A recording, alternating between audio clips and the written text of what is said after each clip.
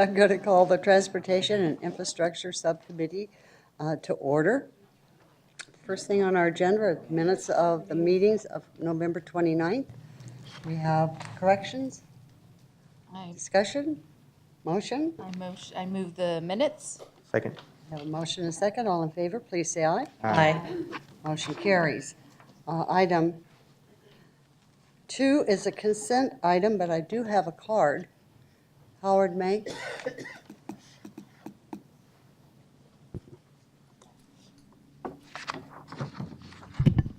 Good morning, members of the subcommittee.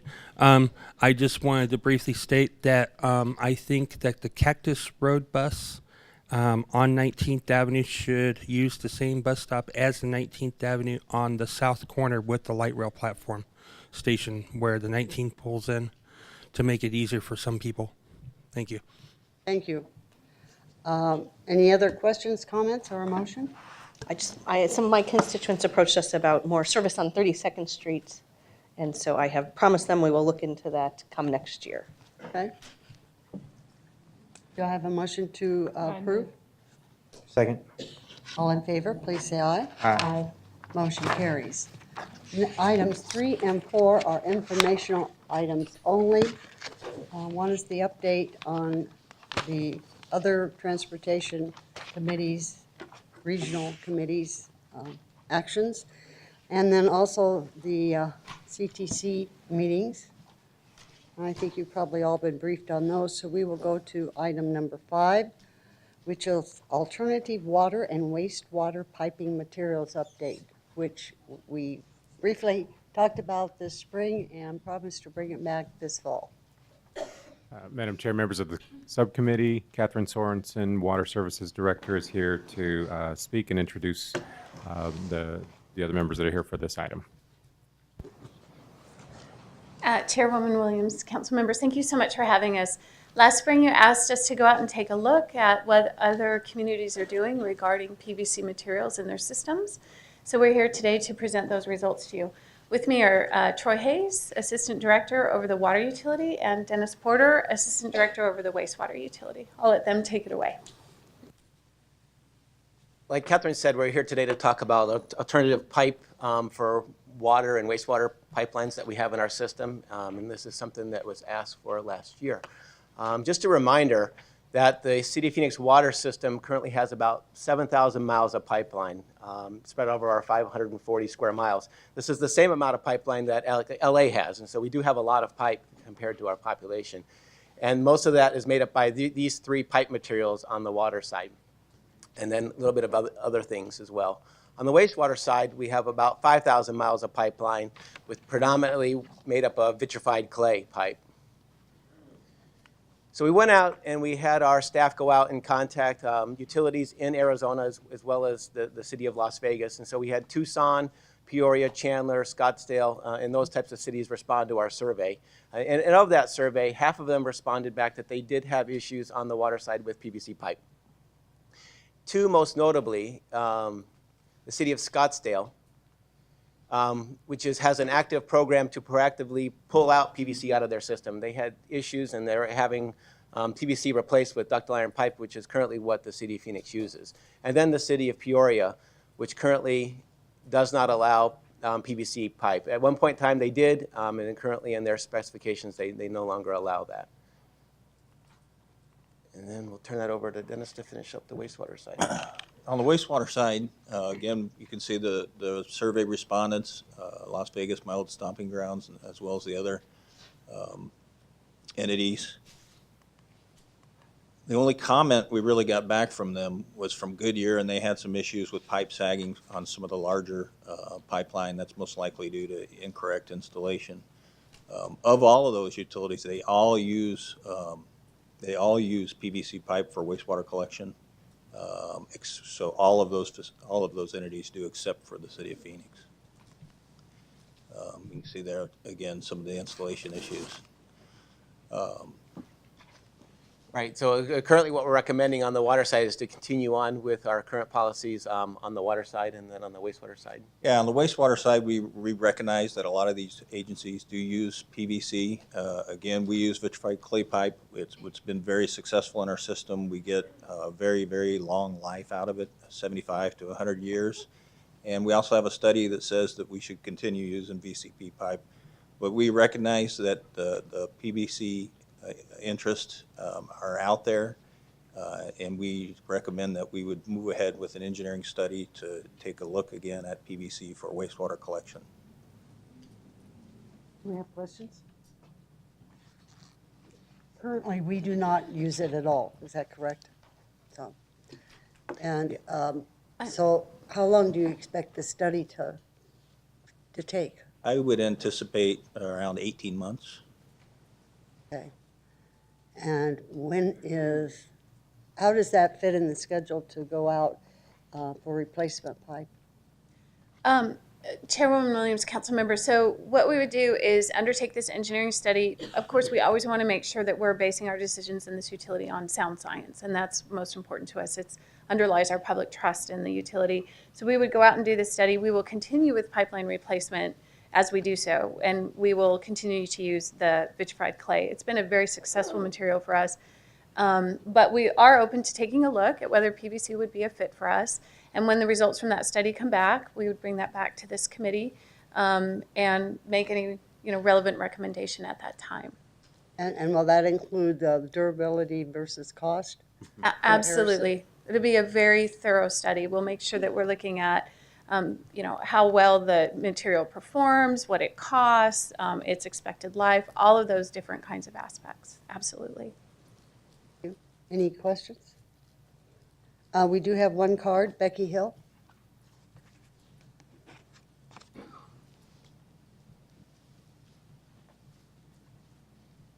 Thank you. Good morning, Chairwoman Williams and members of the subcommittee.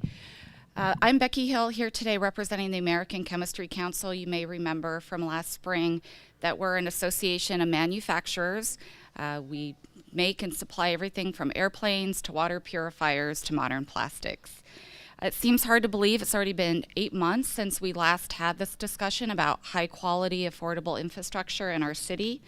The resulting survey done by staff or led by staff was extremely thorough, well reported, easy to read, which is often surprising in a technical document, so I appreciated that. We were not surprised that 100% of those surveyed who use PVC for wastewater applications intend to continue to do so and are happy with the product. Thank you for your efforts to have a competitive process and for your unwavering commitment to good government. We really appreciate it. Thank you very much. I believe this is for information only. Hearing no discussion, thank you very much for your report, and we'll look forward with you coming back with the study. Catherine, I think you're still up. still Wastewater up. Treatment Plants Renewal Program. Yes, thank you, Chairwoman Williams, council members. We'd like to come back and remind you guys from time to time about all the great stuff that we're doing in our utility. And of course, the foundation of our utility and the foundation of reliable water deliveries is our assets. And we have a lot of infrastructure. We just like to come back and let you guys know how we're doing with our infrastructure, what's the latest. If you recall, we bring these back in different programs. We've talked to you about our well program, our water treatment plants, our pipeline programs, pumps, reservoirs, all of those wonderful things that we love to talk about and you love to hear. We are here to talk with you about our wastewater treatment plant program and give you an update on how we make sure that we're replacing and rehabilitating our critical infrastructure. Here with me, Dennis Porter, our Assistant Director, you already know, and Patty Kennedy, who is in charge of our wastewater engineering group. Thank you. Well, just as a reminder, our wastewater treatment plant, we have 3 of them. Pretty much from the southwest perspective, we have some of the largest plants in the southwest by far. The 91st Avenue plant is a 230 million gallons a day treatment plant. Essentially, it can serve up to about 2.5 million people, given that we also work with the SHROG members of Mesa, Tempe, Scottsdale, Peoria, and who did I miss? Glendale, sorry. Yes, not those guys. We also have the 23rd Avenue plant, which is not far from here. It has a capacity of 63 million gallons a day.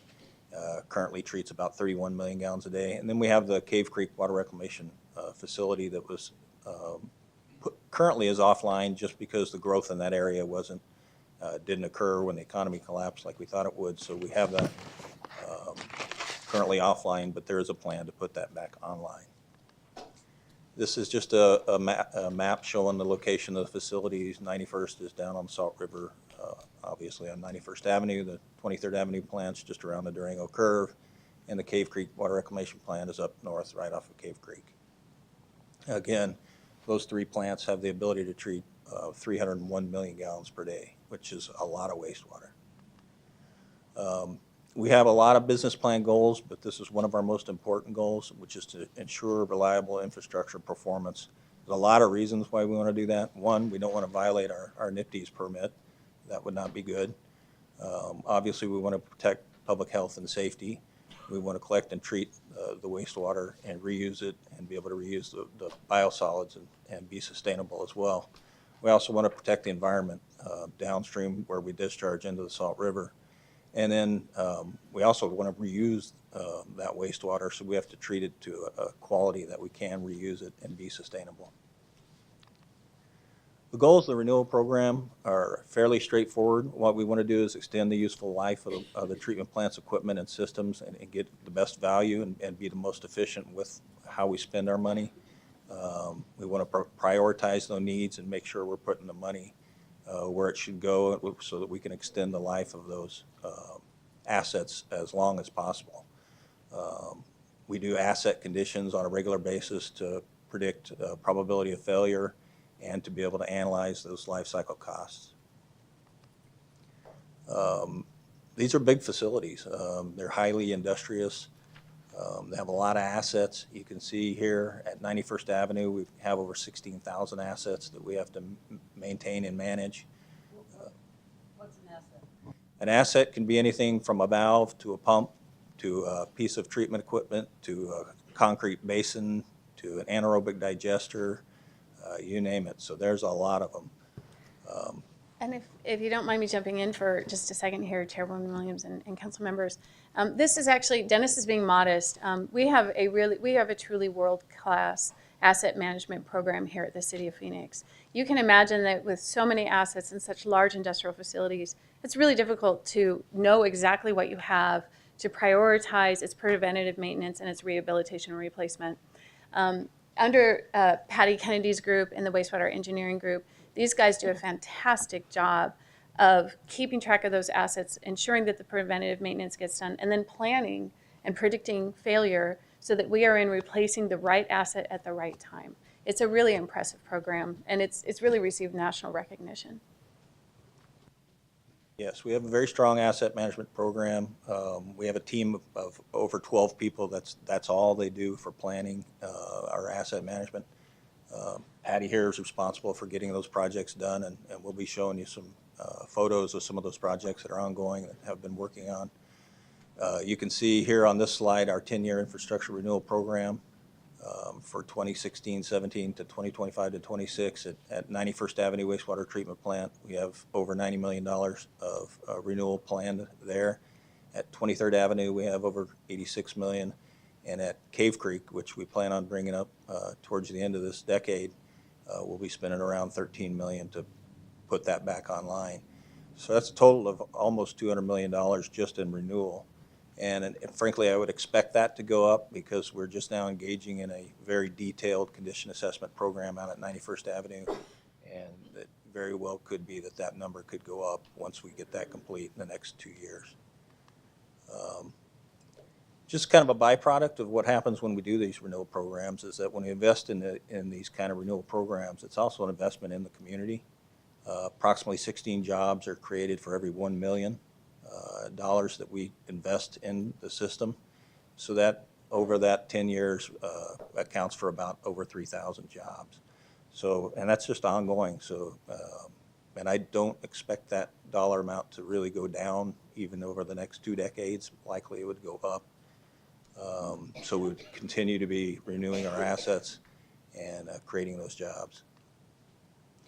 So here's the more of the fun stuff that we get to do. Like I said earlier, this is a very more funner than the water side. But it's a pretty tough environment out at the treatment plants. If you've been out to 23rd Avenue or if you've been out to 91st Avenue, you would know that. This picture here just shows the Grit Basin rehabilitation that was ongoing out at 23rd Avenue. Patty here has to manage all of those projects, and we have to be able to take these basins down, get work done, still be able to operate the plants. So it's a lot of work and a lot of projects and a lot of time on the engineering side of things. Jump in real fast. One of the things that we try to do is really balance that and figure out where is the failure point and get in there to replace or rehab just prior to failure. You want to get the most useful life out of the equipment we currently have. So that's where we use our asset management. That's where we use our assessment programs to try and find out exactly where that point is. What are the clues it's going to fail? Well, some of it's just visual. So we've got some that are visual. We've got spalling concrete and pieces that are just, falling apart. In other cases, like this one here, we've got the secondary clarifier spur gear replacement. So the equipment just isn't. You knew that, right? Yeah. The equipment just isn't operating properly. So, I mean, if it's making crazy noises. The other thing we look at is through the asset management program, we can also figure out how many times operations and maintenance staff is going out and working on a particular piece of equipment. So then you kind of say to yourself, all right, have we spent enough, is there a point where we spent a lot of time working on this piece of equipment where we just need to replace it as opposed to rehabbing it? So. And in some cases, a lot of these facilities or utilities are underground. It's a little more difficult to know when the exact time to replace it. This one here is a drain and piping replacement that had a lot of age, and we knew we needed to get in there and do that replacement. And we have lots of different types. Here's just a water softening system that we use for our odor control. They have a certain amount of life. They look at the consequence of failure, and they do the asset management math to make sure that we get in there and replace that equipment before it fails. And some of them are just some site improvements. You can see here we had to do some outfall work.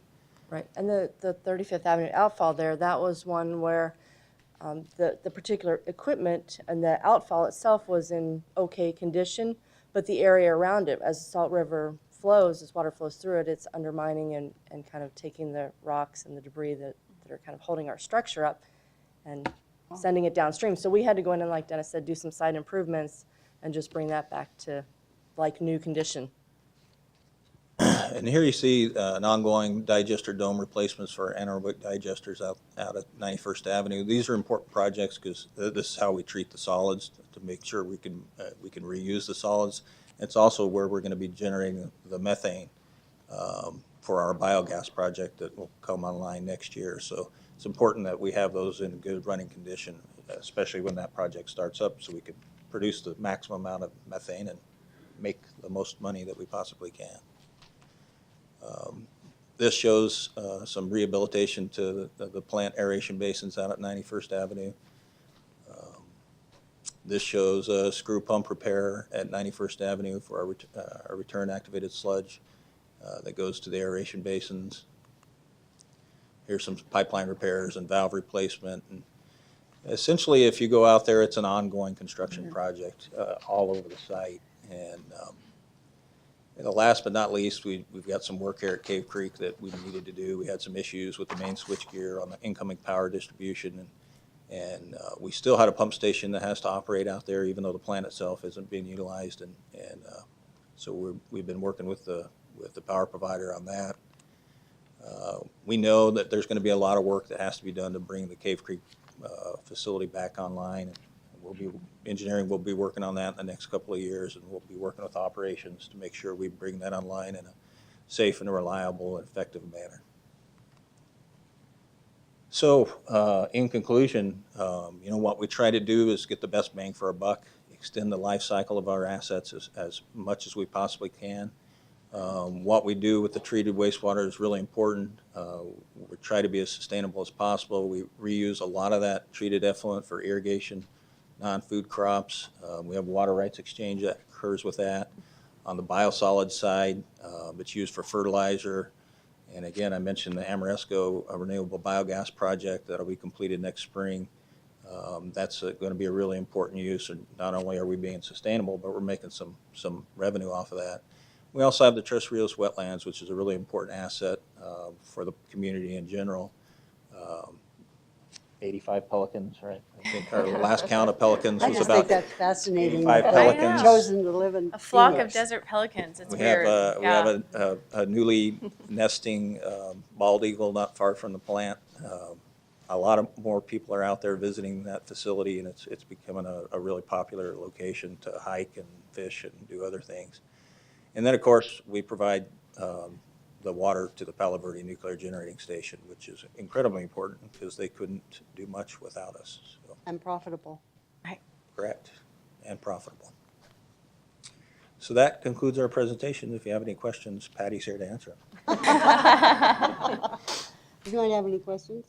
You know, I think, oh, go ahead, Vice Mayor. Could you give us an update on the timeline for the Cave Creek facility and when we think we might next need it?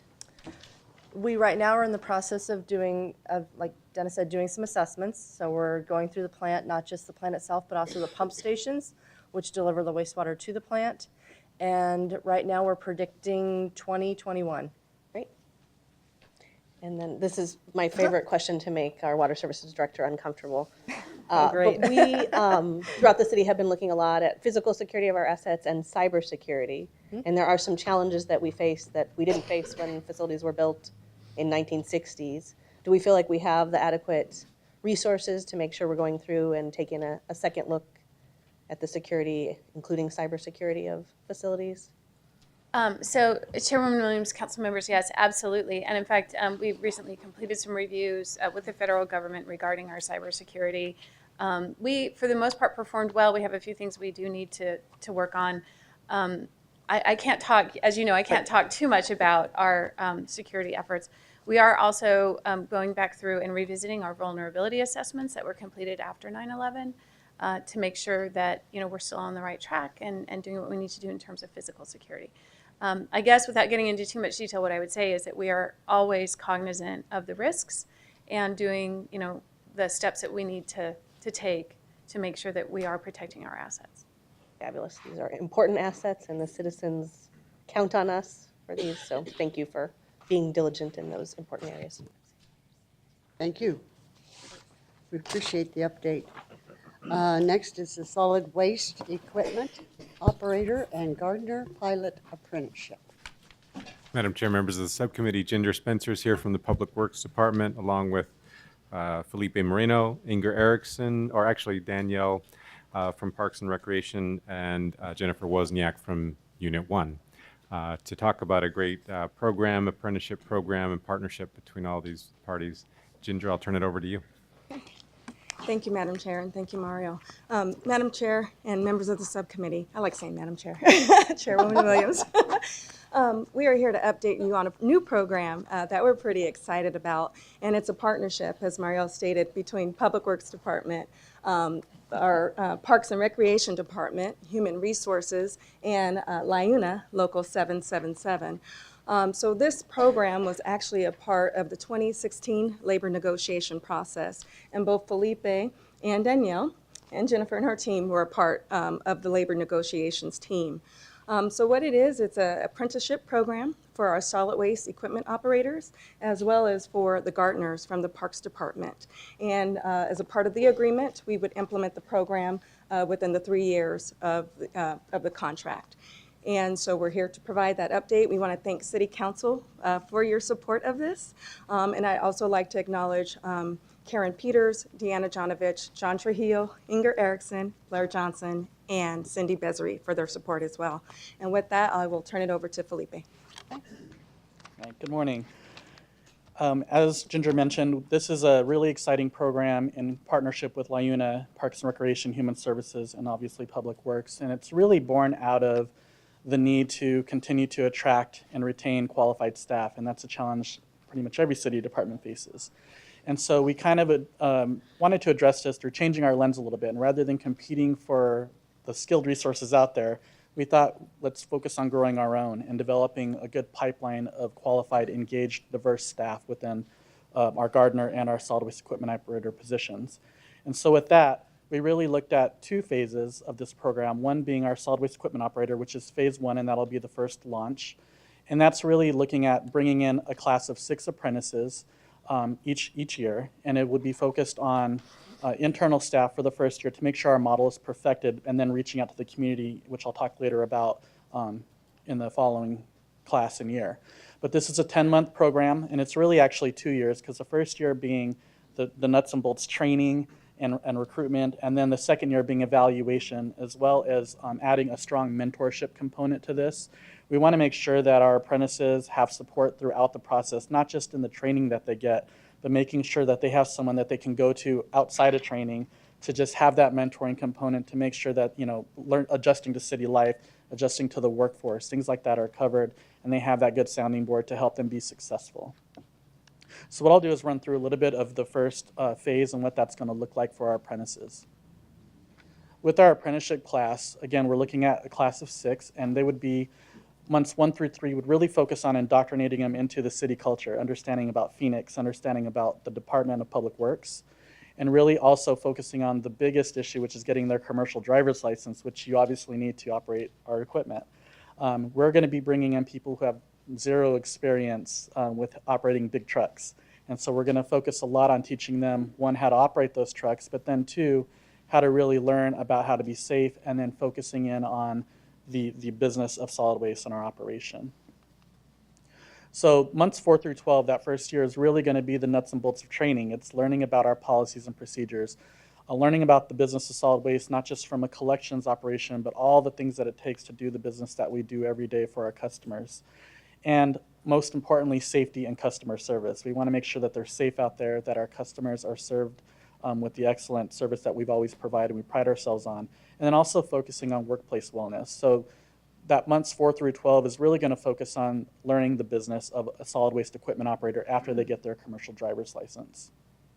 Will they actually be in the field during this time? Yes, so there's a combination of actual classroom training and field environment training. So they'll be learning the policies, procedures, learning the theory behind a lot of what they're going to be doing, and then they're going to be out there actually with our trainers, our foremen, supervisors in the truck, working on the equipment, learning about how everything adjusts and works, and then most importantly, operating safely in our environment. We have a diverse environment out there. Alleys are tough, the curbs are tough, cul-de-sacs, things like that. And so we have a lot of different types of equipment, rear load, side load, collection vehicles. And so we want to make sure they're comfortable in everything that we do. And then finally, they graduate into their next year. And what we would do there is they would graduate into the full range of the SWEO position, and they would be assigned to a region and in essence be working on their own under the guidance of their trainer, and then also having that mentoring component still being there to make sure that they're successful. And this is really a chance to utilize that 1 year of probation that we all have to go through as new employees to make sure that they're adjusting well, that they're successful, and it gives us the opportunity to provide any retraining or additional training that we might identify to make sure that they're going to be a successful SWEO moving up. So that's really the first 12 months, or 2 years actually, of the program. So the first year being an apprentice, underfilling a SWEO position as an equipment operator 2, which is a non-CDL'd position, and then moving into the full range of our SWEO duties for that second year, and then hopefully continuing to help them grow and develop within the organization. The biggest thing that we're excited about with this is really that triple bottom line. We are obviously developing a pipeline of qualified, diverse, engaged staff through this program, but we are also doing an economic benefit, creating jobs, creating opportunities out there in the community for people to come in and work for Phoenix. But most importantly, I think there's a social benefit, reaching out to youth, to women, to veterans who've sacrificed for this country, creating that strong kind of sustainable pipeline of new staff, of diverse staff and engaged staff to come in and be successful within our organization. So working with a lot of new partners out there that we will be looking to partner with, but as well as a lot of our existing partnerships within the city and the initiatives that are already going on, leveraging the My Brother's Keeper initiative and working closely with them to kind of identify the youth and the pipeline to come into this program, as well as Build Your Future initiative, which is something that can help promote and market these apprenticeship programs. as well as others. So we're going to really be looking to broaden this scope and grow the program as time goes on. Our next steps, we're looking to start recruiting within the months of December and January, and then also pilot this program with new apprentices coming in March. And as I mentioned, we are looking to actually pilot this first class with internal city staff that might be looking to get into the world of CDL operations, just to make sure that our model is perfected. We don't want to have a faulty model or things we can't adjust and bringing people in out of the community for that. So we really want to perfect that model and then make the adjustments we need before we reach out and start bringing in the external candidates. We're also looking to do this first year with existing resources. So we have existing foremen, supervisors, superintendents that'll be kind of doing that double duty, providing the training, but also maintaining their existing job duties. Our actual apprenticeship vacancies are going to be held through existing SWEO vacancies that we will keep to make sure that we can constantly have the apprentices coming through. Moving forward, we are going to be looking to submit supplemental requests for existing or for new staff to help sustain the program moving forward, and we'll be looking to fund those through efficiencies and savings within our solid waste fund. So with that, I'll turn it over to Danielle Poveromo, who will go into the gardener position. But I just want to talk a little bit about, before I go there, oh, I'm sorry. Oh, I have some questions. Sure. So, if you go to your next slide, your past slide, recruitment. What does recruitment look like? So for the first year, recruitment's really going to focus on kind of our traditional city recruitment because we're going to be focusing on internal staff. Okay. So working with human resources and posting the job announcements, screening, building our matrix, doing the kind of typical city way. Moving forward, we're going to be doing a lot of outreach and marketing to our partners in the community to reach out to our non-traditional groups and really focus on implementing that marketing plan. And as soon as we launch our pilot, we're going to really focus on the outreach component and start the outreach right after the first class has started, so we have a really robust and sufficient outreach program to our community. Okay, thank you. And the other piece of this, as Ginger mentioned, this was done through labor negotiations, and it really was a collaborative effort between Parks and LIUNA and Public Works to partner strongly to address this issue and to really find creative ways to strengthen our workforce. And so, with Jennifer's support and working with Human Resources, it's really been a collaborative effort with Parks to make this successful and to put a good model together. We have a committee that has actually developed all the things I just talked about and with representatives from LIUNA, from Parks, from HR, to make sure that we are thinking of all the angles and making sure this is something that's truly going to be successful and create a win-win.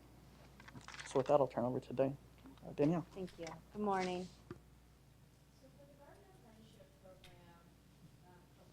Thank you. For the Gardener Apprenticeship Program, what we're looking at is developing the skill set for folks who are engaged in the practice of horticulture, landscape maintenance. And with horticulture, it's both an art and a science. And so our concept, since we're at the beginning stage of developing the apprenticeship program, is developing a model that takes into consideration all those factors of an art and a science, utilizing elements so that folks can get the proper training to be successful, develop skill sets that give them confidence in their job as they go throughout their day in maintaining the Parks and Recreation Department. So with that, as I mentioned, we are in the beginning stages of developing the model for the City of Phoenix Gardener Apprenticeship Program. We are looking at partnerships, things that already exist within our community, specifically with Maricopa County colleges, that there might be an opportunity for a certificate program. We understand that there's another municipality that started to develop an apprenticeship program, something similar. So we would look to that. We're also looking for local resources. We've reached out to the University of Arizona Cooperative Extension through their Master Gardener program, as well as the Arizona Landscape Contractors Association. So there's a lot of good programs out there. It's finding the right one to, I guess, parlay into what we're looking for from an apprenticeship program. We want it to be an achievable element for them to be successful. And sometimes college might be daunting for some folks. So this is that entry level development of what it means to be a gardener. We're also looking at models. So what currently exists in a gardener apprenticeship program? And Jennifer was gracious enough to bring a model from San Francisco, where they have a very successful gardener apprenticeship program. It's been in place for about 8 years. A lot of good elements that we can incorporate into the Phoenix way. One component is a pre-apprenticeship program where you're educating folks about when you're starting your career, those basic life skills, setting my alarm, how am I going to get to work, those kinds of things, and then transitioning into an apprenticeship, actual in the field, doing hands-on work as well as classroom time. And that would deal with irrigation, learning in the classroom, practicing on irrigation clocks, and then having the opportunity to go out into a park site where an irrigation repair might be taking place and they can learn in the field. Same thing for planting trees, pruning, shrubs. As I mentioned, it truly is an art and a science wrapped into one. And depending on where a plant or a tree might be growing, you have to make a decision in the field. And so this program really would strive to enhance someone's skill set and ability so that they know what they're doing in the proper horticultural way. Our recruitment focus, excuse me, we've met with the Arizona Office of Apprenticeship. There are some really good opportunities in having our program certified, connections to federal dollars to help purchase small hand tools and equipment, some uniforms, things like that to really get folks started. Another aspect that's interesting about this for veterans, those that choose not to go on to college, an apprenticeship opens up access to the GI Bill. So that's a positive component that we are very much interested in.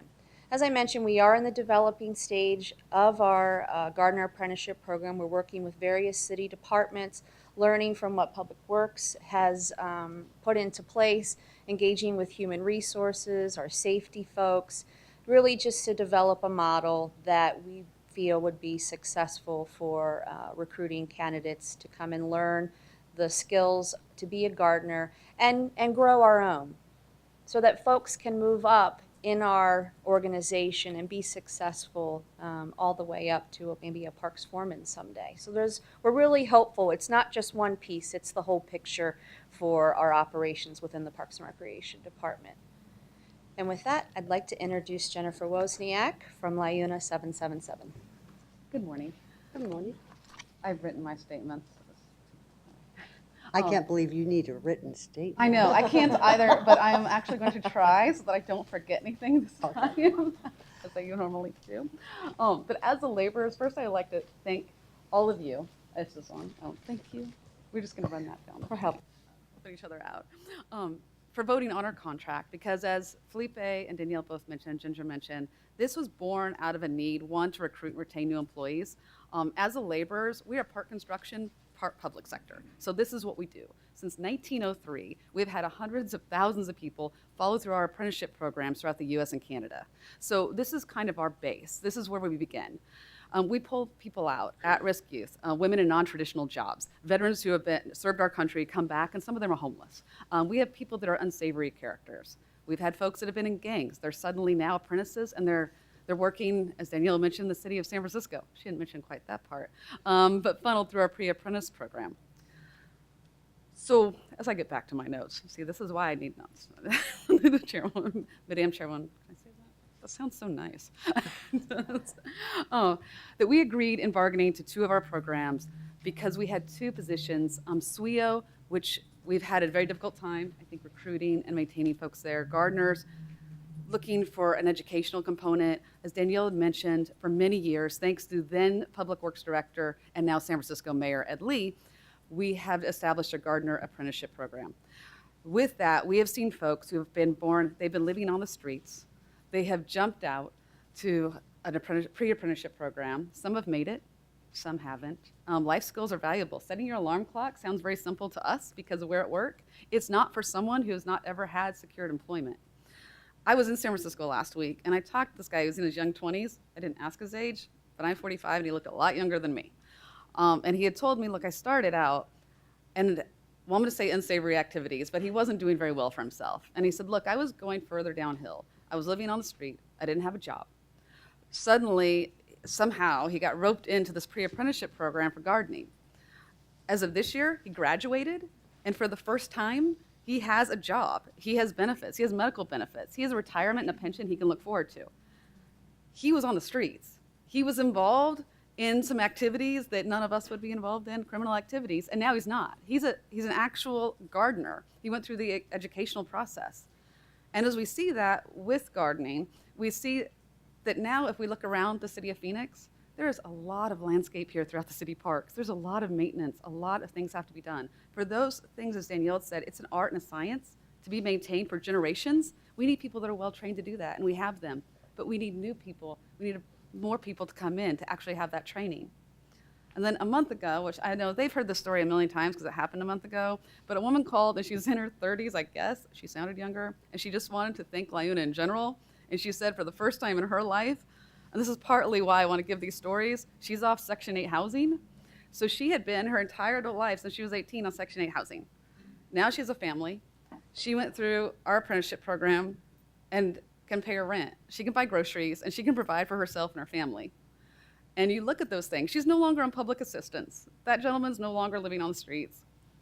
And that's why we have apprenticeship programs, because it's not just that we're going to have and continue to have a great workforce in the city of Phoenix and be able to attract and retain employees, but also helping out the community, because those people, they're at-risk youth that are women who want non-traditional jobs. They want to be a gardener, but they want to drive a garbage truck. They want to do that. They don't have the opportunity. We've seen so many veterans come back. I know I have friends, and they've been living on the streets. They need jobs. They served our country, and what happened? They come back to nothing. Here's an opportunity for us to help everyone and to help the city and to get back to the community. And I just want to give that. I know it's an emotional ploy, but I feel so strongly about this. As all of you know, when I talk to you, I get so super excited because I am. Because this is change. This is real change, and it benefits all of us. I just see it as a win-win, and that's why we were so excited when it came up in bargaining. And Felipe and Danielle weren't like, no. They were like, oh yeah, that's interesting. Let's talk it out.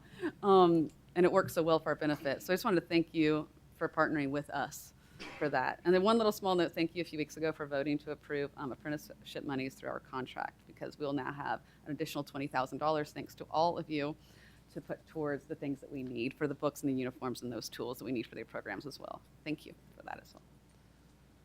Okay, so you can see why we're so excited. To wrap up our presentation, we want to thank you again for your support, and we want to show a quick video. This weekend, we recognized our drivers, solid waste employees who have gone 5 years without an accident, 5 years or more, and they've also shown up to work every day over 5 years. And so this is a video that we created. It's going to be part of our recruitment efforts, and we want to showcase it here this morning. So we'll show the video. Thank you.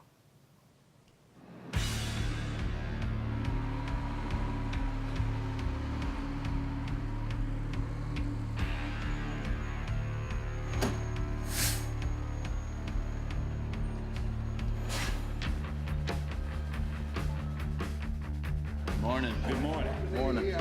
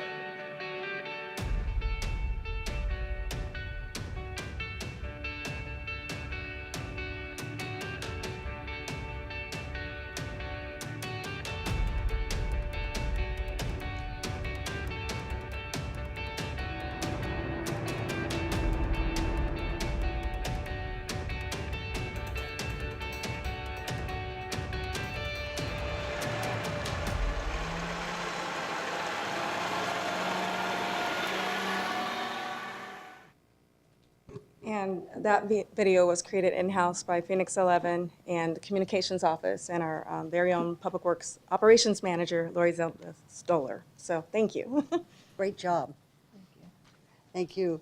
Anyone have any questions? No. Thank you for the information. It's very exciting. Oh, I'm sorry. Just a comment. Go ahead. I really do appreciate all the effort and thinking outside the box.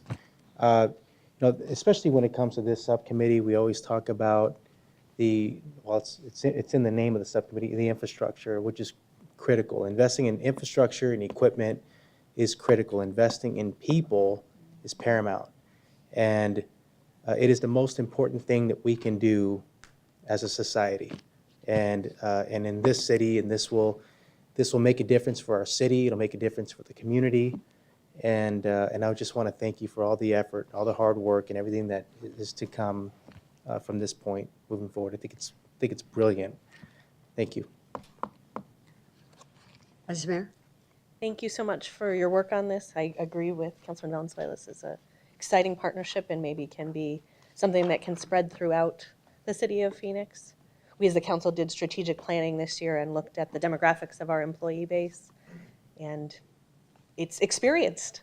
And so it will be nice to have some new young people, and really appreciate the partnership with My Brother's Keeper to make sure that we reach out to all young people, including some folks who may have a resume challenge. But we have great people in our community, and if they can be part of our City of Phoenix employment base, that will be a win for our community. I also think this has a lot of what we hear are best practices for apprenticeship programs, including getting people some type of credential like a CDL or a certificate that really shows, when you can graduate from a program and demonstrate that you've achieved something that will pay dividends for a while. So it's not just training, but you can really put it on your resume and explain what you got out of it. So thank you for your hard work on this, and we'll look forward to seeing it implemented. Councilwoman? So I want to thank you for really taking on collaborative efforts and partnerships and building partnerships within our own. At the end of the day, it's really sustainability and the sustainability of infrastructure of people. And I always say that human beings aren't widgets. Human beings is investing in one another and is creating a community, a cycle of employment and community of us together, and believing in one another and really teaching others what is needed within a work environment and the skills that are needed. Those skills always carry on to other life skills or other pathways, but this really to me is truly opening up a pathway for employees or apprenticeships that will then open up other doors for them. And to me, this is the beginning of their education and understanding the power of their education. And so really appreciate this. I hope we start looking at other levels because as Councilwoman or Vice Mayor Gallego stated, we did look at our succession plan and we do need to create our base of experience. So appreciate it. For me, what's exciting is the fact that we're breaking down silos amongst departments. And I know that this council has had many discussions on that, how important it is that everyone is involved, regardless of what department you're in. And I see this as just step one. I see this expanding into other areas. I know there are another department or two who has a little problem keeping CDL drivers. Accuses you of stealing theirs, but that's another story. But I really think this is important, and I know that the Beauty of the Parks will be a recipient of this care. I know that we will be employing more people. I am very ecstatic that you're teaching all those different elements and restoring pride in this community, because I think that's very, very important to treasure what we have, because we do have an exceptionally good city. So thank you all for participating in this. Thank you for your ingenuity and your support, and for the presentation today. Thank you. Next, we will go to Downtown Phoenix Comprehensive Transportation Plan Update. That's a mouthful. Madam Chair, members of the subcommittee, Ray Dovalina, the Street Transportation Director, is here with Mark Melnichenko, Acting Deputy Street Transportation Director, to talk about a couple of street projects that are carrying forward elements of council-approved plans. The presentation, and Ray and Mark will cover this a little bit more extensively, but the idea of these projects is to balance the needs of many interests on our streets. These projects have had extensive community involvement, and we're now looking for the input of this subcommittee and potentially moving these projects forward into final design. So with that, I'll turn it over to Ray for the presentation. Thank you, Mario. Madam Chair and council members, thanks for the opportunity today to talk about this. About 2 years ago, we came to you all and got our comprehensive transportation study approved. And there's 2 projects out of that study that we're trying to provide you a presentation today, just to talk briefly on what the collaboration, again, it's about collaboration with the residents. It's about listening to the residents and understanding what are the needs out there in trying to deal with our transportation network. And here, I'm going to pass it to Mark, and Mark is going to talk about the 2 projects. We have 3rd, 5th Avenue study, and then also Van Buren study. Good morning, Madam Chair and committee members. This morning, I'd like to begin the presentation by providing some input on what has transpired with the Downtown Transportation Plan.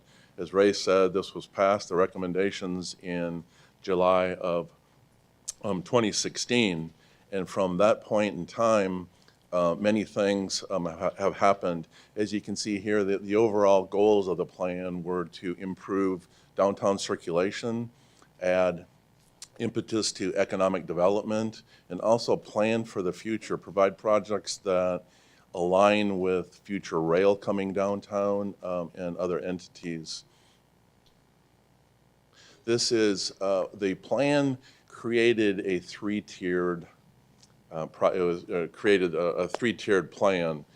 There were 3 time frames, 0 to 5 years, and that's shown here on the screen.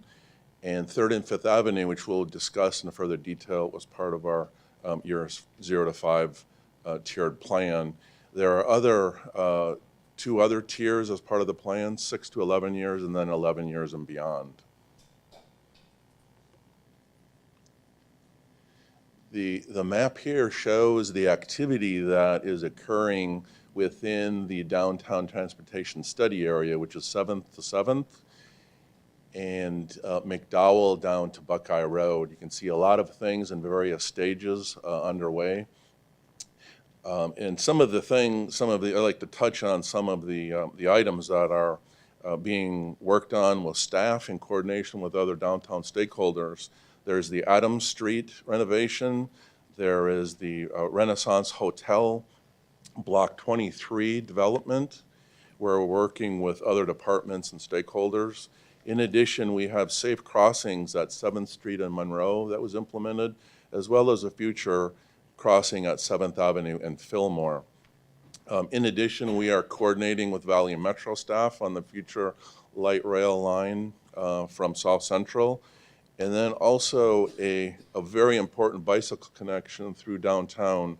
If you know right now, the bicycle lanes infrastructure ends at 7th Avenue and 7th Street at Washington and Jefferson. We have put together plans to connect 7th and 7th, but also preserve 3 lanes of traffic going in either direction as the guidance from City Council when the plan was adopted. In addition, we have a number of capital improvement projects that have also been underway in various stages as part of the program.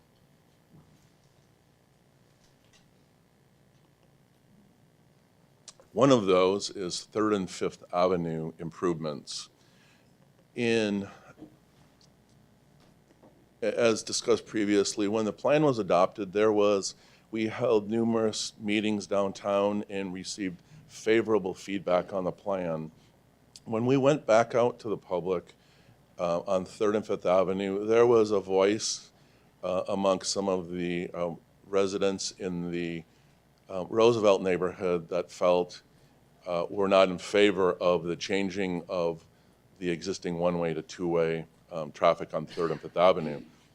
So with the direction from the subcommittee, we went out to the public. We hired a consultant team that put together a strong public participation process. The consultant team was led by Aztec Engineering, and Jim Charlier was also instrumental in the reInvent Phoenix process. So with that in mind, we went out and held a very vibrant community involvement process, which included a website, one-on-one stakeholder meetings with 15 stakeholders within the area. We also held a 3-day charrette where we received positive one-on-one feedback throughout a 3-day period on what the community wanted to see in the corridor. And then lastly, an open house in this past August to get final input on the recommended plan.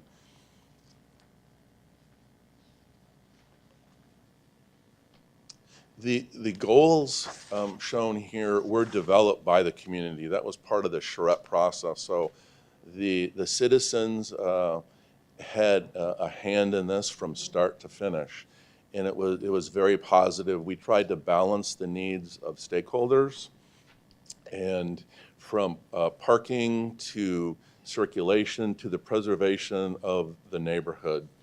In addition, we also worked with other stakeholders as well as Council District 7 on the needs for on-street parking and also redevelopment south of Roosevelt. The consultant team came up with 3 plans, 3 alternatives that were shown to the community. And the context-sensitive split 3, alternative 3 was what was approved and recommended to move forward. We'll go into that in a little bit more detail. 2 of the areas that were planned in detail for safety considerations were Kenilworth School, shown on the bottom of the slide, as well as the area of the Puppet Theater connection on 3rd Avenue. These were 2 primary safety focus areas. We also looked at making the street crossings safer for pedestrians as part of these corridors.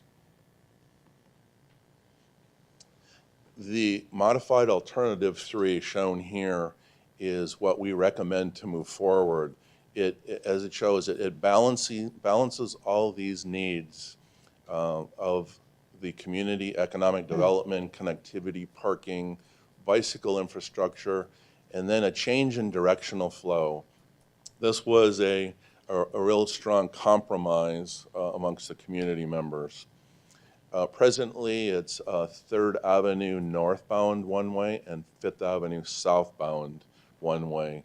The plan now is to have 2-way traffic south of Roosevelt and then 1-way traffic north of Roosevelt. This provides a greater circulation for the transitional area south of Roosevelt. In addition, we are also focusing the 2-way bicycle improvements on 3rd Avenue, which is a stronger north-south connection. It can go all the way north to our future Tiger Grant along the Grand Canal, and it also connects all the way down to Lincoln. If you look at 5th Avenue, we will keep the one-way southbound bicycle lane, and that was input from the community, Roosevelt Action Association, as well as our bicycle spokespeople. In addition to the plan here, the area outlined in yellow was where the plan was revised. Initially, we had on-street parking on both sides of the street. We heard from the community, and we are keeping partial on-street parking, but also adding the southbound bike lane that exists today. And Madam Chair, and just to add, because of the continuation of just hearing out the community, there was things that were brought up about the configuration that we were proposing, and we further analyzed what we needed to do, went back to the community, at least for the Roosevelt area, and heard what they wanted to see. We actually did get a support from the Roosevelt Action Association, and so kind of moving forward with the changes that we're doing for Fifth Avenue south of Roosevelt. Thank you. We also took the recommended plan to the Complete Streets Advisory Board, and they also recommended that it move forward.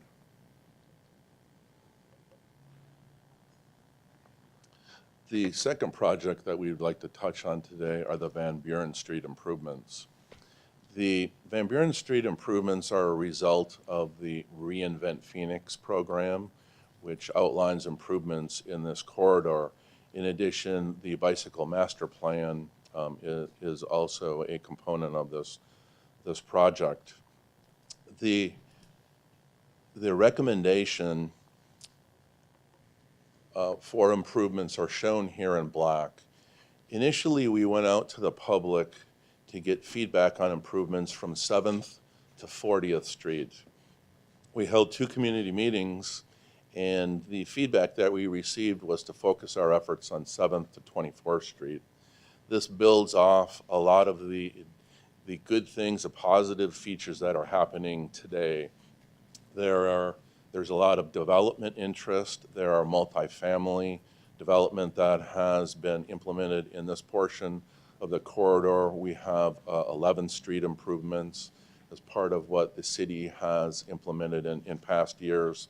So our plan was to build off of that. As you can show on the graphic, as you see on the graphic here, this shows some of the transportation network improvements that we have existing and proposed.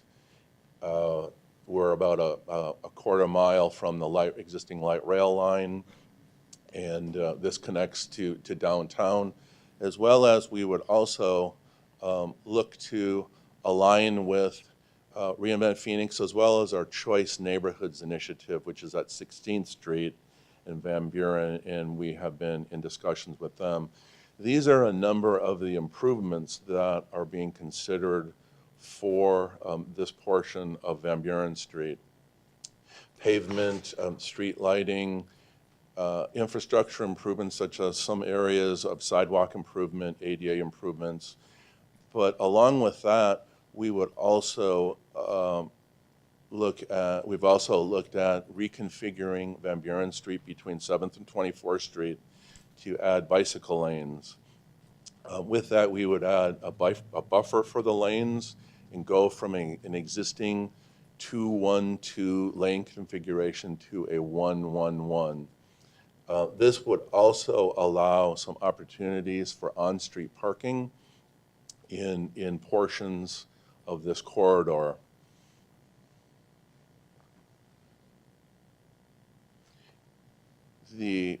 We also have had community outreach, as I said, with 2 open houses. We also have met numerous times with the Garfield and the East Lake neighborhood associations to receive their feedback. We also brought this to the Complete Streets Advisory Board. Their input was that the project should focus on the bigger picture, and that is to possibly look at relocation of utilities so that planting of trees and shade could occur along the corridor. So that was the Complete Streets Advisory Board's input. They did not approve moving forward with what we recommend here. These are a couple of illustrations. In the top right is the existing street configuration on Van Buren, and a photo looking toward downtown along the street. The illustration shows how some on-street parking could work in that corridor, and the use of, in areas where it's very difficult to plant trees, we would look through our revocable permit process to have the ability to add additional shade in the corridor through the canopies as shown here in the illustration. We've had numerous discussions with some of the developers. One is Roland's Market, that is very keen on what we're proposing here and would be working very closely with the city on their redevelopment project. This shows how the reconfiguration would add bicycle lanes and how the various modes of transportation would work together. And shown on the right is the buffered bike lane configuration that we are recommending for this project. And so with that, we are looking for a recommendation today on both the 3rd Fifth Avenue project and the 7th Street to 24th Street project on Van Buren to move ahead into the next stage of development, our final design phase, where we provide a handoff package to our design and construction management section. We have some cards. Would you like to have those? Howard May, would you like to come up first?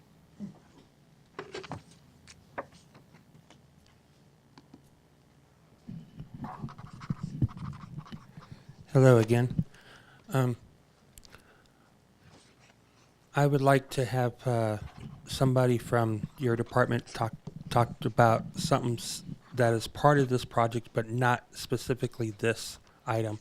I encountered a thing one day when going to an event downtown at the ballpark, and think that there should be, when you have the Sunburst program where you have redirecting of traffic and you have streets that are closed, you should have a specific spot where the ped taxis are separate from the pedestrians. There is, however, a spot on 24th Street from the light rail to Van Buren that needs looking at. Thank you. Thank you. Richard States?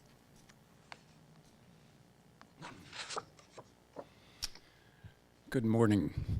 Thank you for the opportunity to speak. I want to speak to the first project, and really what I'm saying is not contentious at all. It's rather further enriching after experience with the project. But I want to speak against the approval of the modifications at this time, or some postponing, or at least to get involved with Willow and what we're doing at this time and what we're thinking to coordinate that.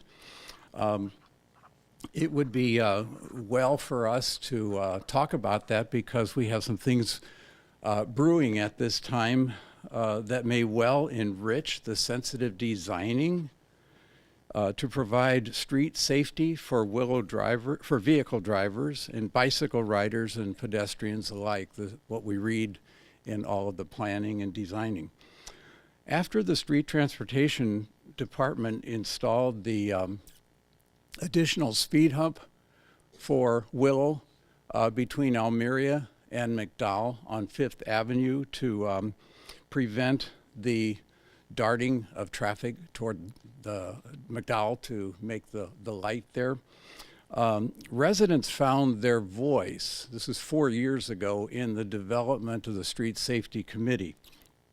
And residents began to speak out, and we gathered together 13 safety issues of street safety, and most of them for the traffic behavior on 3rd and 5th Avenues. We found out amazingly, as all of this was going on, and we were talking to residents of North 5th Avenue about sidewalks and no longer having to walk in the streets, that eight of our, as we read the documents on your work, 8 of the 13 street safety issues were either resolved or significantly diminished, using your terminology, by 1 lane of traffic, not 2 lanes of traffic one way on 3rd and 5th and Willow. It was like, oh my goodness, look what happens because of the space available. So when we met with residents of North 5th to deliberate sidewalks between Thomas and Encanto, so that people would no longer need to walk in the street with baby carriages and strollers and their dogs and wheelchairs, together with 2 lanes of southbound traffic, we came upon the idea of one lane of traffic, and it would allow space for a sidewalk along the east side of Fifth Avenue, and it will allow the parking lane along the west side of Fifth Avenue, that's between Thomas and in Canto, to be corrected from 6 feet to 8 or 9 feet for greater safety. The one traffic lane will allow space for the safety of vehicle drivers, bicycle riders, and pedestrians alike, and not having to walk in the street. And it will safely allow the homes along Fifth Avenue up in the northern part to retain their properties as they are. And they will be nicely buffered from the traffic out in the middle. And the residents really caught on to this and started talking about it.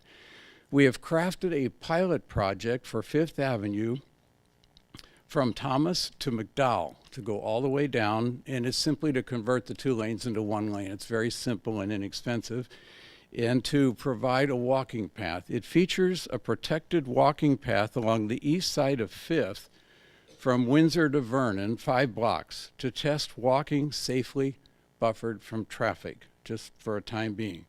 We think it could lead possibly to moving the curbs out along the east side of Fifth Avenue in northern Willow for the sidewalk. And the Street Transportation Department, we are submitting the request very soon. It's imminent, and we have it ready to go except for finishing the letter to send it. But the Street Transportation Department would complete the detailing of that and then provide it for us for the time being so that all of us together can look at what happens with the 1 lane of traffic and see how it does or doesn't resolve the issues of safety that we have. We have the idea, this is fascinating and exciting to me and to our committee, we've talked about this. We have the idea of a 2-mile Willow walk using the interior sidewalks of Willow, and we have the idea of a jogging path in Willow. To wrap up. Okay, I just have one more little page. In Willow, a walking path, and most exciting is the bicycle track. We've come upon the idea to have along the west side of 3rd Avenue and along the east side of 5th Avenue. And the bicycle track can become a rectangular also on Edgemont and connecting as well. So that's kind of, it's, and the one more thing I really want to emphasize is we're discovering, wrap up, sir. well, Willow to be a calm, safe neighborhood in which all the people surrounding us can walk and jog and ride their bikes. So that's why we're requesting conversation with the Street Transportation Department to discuss this together so that you can see what we're thinking about in Willow is just about ready to be delivered. Thank you very much. Councilwoman? Yes, so this has been a subject in Willow for quite some time, and I know that the Transportation Department has been aware of it. And there's several pieces of it that we have been investigating, or I have been investigating on pieces, and it's a little bit more difficult than what we think. And so the neighborhood needs to come about and come together around a plan. But I'm asking for Streets and Transportation to, I know the dialogue has been happening, but to continue the dialogue. Thank you. John Walker?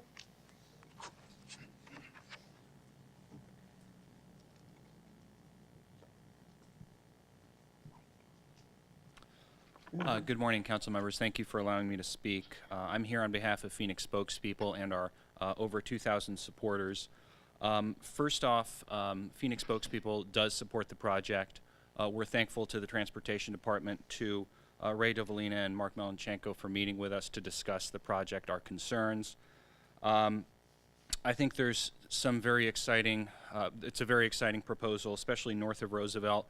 We agree with the previous speaker, the elimination of the 1 lane of traffic on both 3rd and 5th Avenues is going to have some huge benefits for pedestrians, for cyclists, and for individuals living in the neighborhood, and it's going to have a minimal effect on traffic even during rush hour points.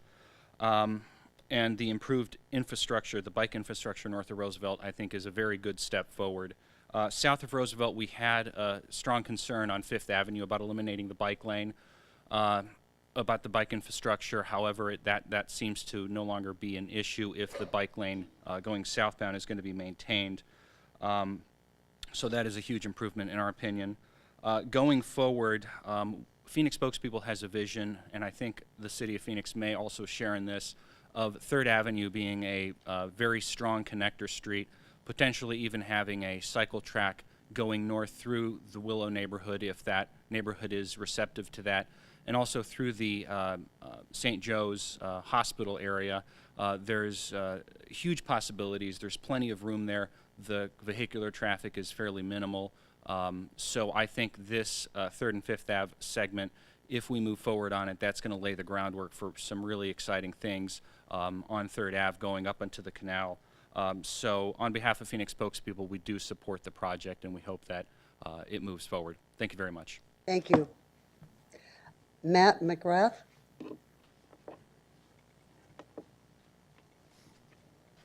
Good morning, and thank you very much to the council for giving me the opportunity to speak. I moved here a few months ago and live 2 miles north of here off 5th on one of those blocks where there's no sidewalk, so we'll have to talk about that. I like that. I moved here from from Seattle, and I work in Portland. So I'm kind of coming to you with a perspective, a little bit of a different perspective, and I don't really have knowledge of these projects, the in-depth details of this. So really echo the comments of the folks from the spokespeople. One thing that I was a little concerned about when I was listening to this is I heard the term on-street parking over and over again.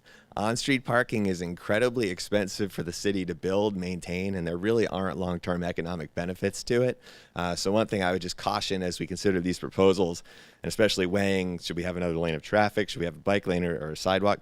On-street parking is really one of the last things. It's just going to invite traffic congestion and really have negative impacts for the projects that we're trying to put on here. I want to take an opportunity to speak in general on behalf of bicycle and pedestrian-friendly infrastructure. The city bike plan identifies the opportunities and the challenges that are involved in developing a sustainable bike system in Phoenix. I don't need to go through those, but what I do want to tell you is that the challenges developed over a very long time. So the opportunities and the benefits are going to take us a long time to achieve. But that long time starts now, or actually already started. Folks are working on it, and I really appreciate it, and I was really quite pleased to see what a great infrastructure Phoenix already has. My wife and I, when we moved here, had the opportunity to live anywhere we wanted, and we chose to live in the Willow neighborhood because there are bike lanes on 3rd and 5th, and the light rail is nearby, and my truck, I moved it into my backyard. It's not even in the driveway. I don't drive it anymore because I don't need to. And that's a great thing that we have here. And my kind of final parting comment is to ask the city, as we consider these projects in the future, to consider not just the folks like me who have the chance to relocate and live anywhere I want and I can choose bike and pedestrian-friendly neighborhoods, but to try to extend that to all areas of the city for folks who rely on their feet or on bicycles just to live their lives and not just to have fun like I do. Thank you very much for the time. I appreciate it. Thank you. Nancy Smith?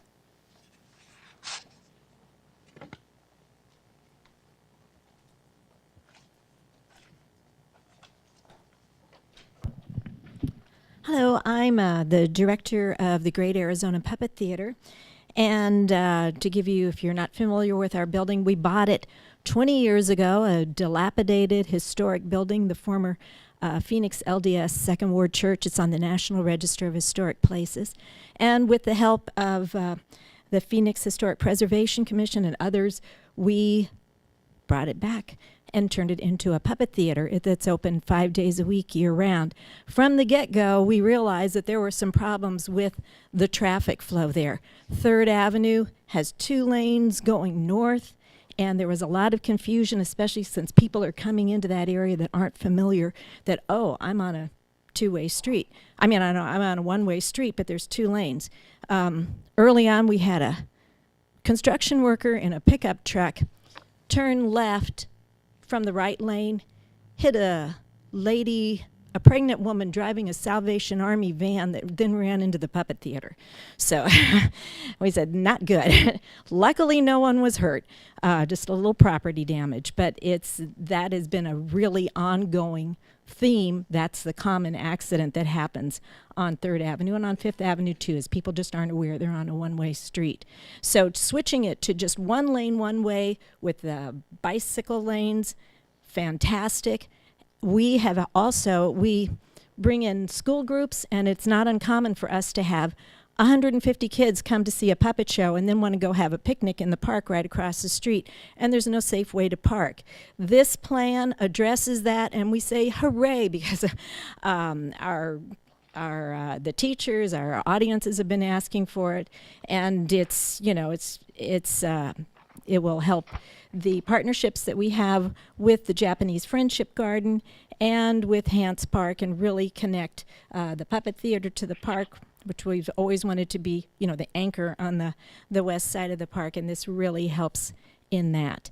The only thing that I'm very grateful that we were able to give input in this. I just wish that the bike lanes were protected, but but thank you very much, and we very much support the project. Thank you. Thank you. Jack Davis?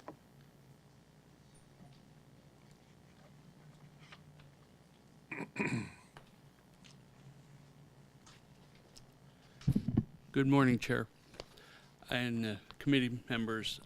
I too am in favor of this particular project. They've gone to great lengths to accommodate the public. It does have the calming effect, which is what we're trying to do with Complete Streets, is calm the streets down, allow for as much mobile transportation or a variety of transportation as available. One of the things that does concern me is the Kenilworth School area. And since we're now talking about health and safety, those children will now be utilizing that bicycle lane to transport to Kenilworth School. Do we have an age appropriate, what's mandated, that at what size does a person have to be? What size does a bicycle have to be? Or is that something that's just not been discussed, and should that be discussed? Is that something that's relevant to the decision making? As a member of the Complete Streets Advisory Board, in regards to the 24th Street revisions, I'm not speaking on behalf of the board, but I felt like the infrastructure for that area is very, very key to its further development and improvements. And we elected not to vote in favor of it at this time because we wanted to make certain that the infrastructure truly was developed all along the 24th Street corridor, or all along the Van Buren corridor. Thank you for your time. Thank you. Dan Nelson?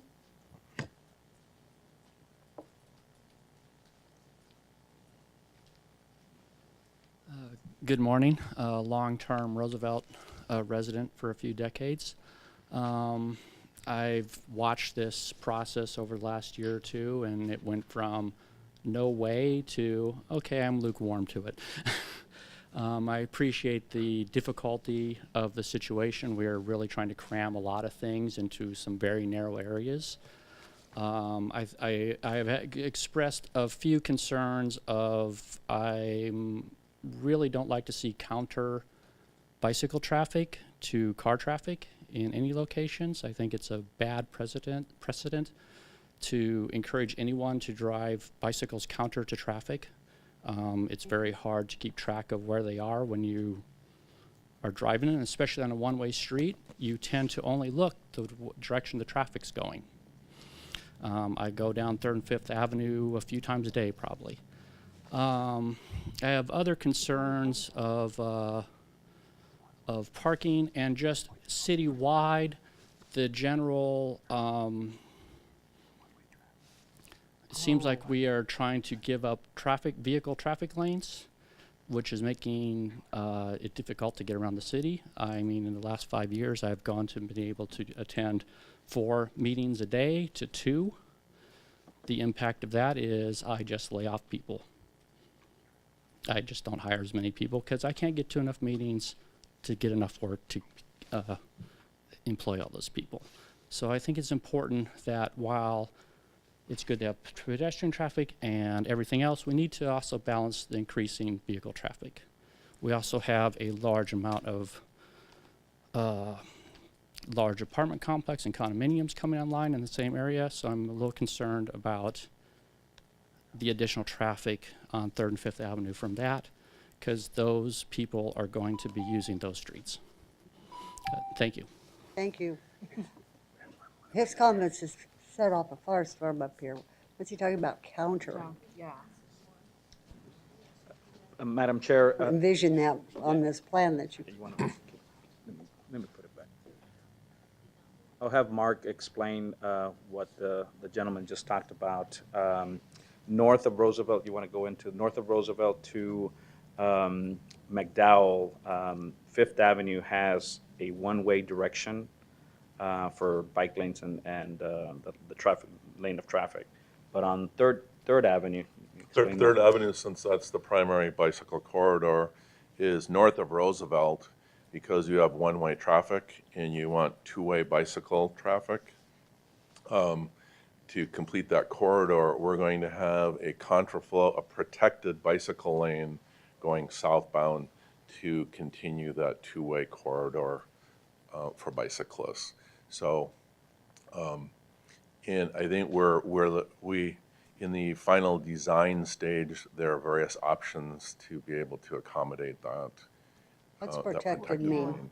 You could either do it with a rolled curb or some, the white posts or other ways to protect the contraflow bike lane from the traffic lane going northbound. Okay, I'm a visual person, so I need to understand this. I'm on 3rd Avenue between Roosevelt and McDowell. Okay, I'm thinking this through. That's where the little puppet theater is. We're gonna go to one lane, Correct. Yes. one going north and one coming south.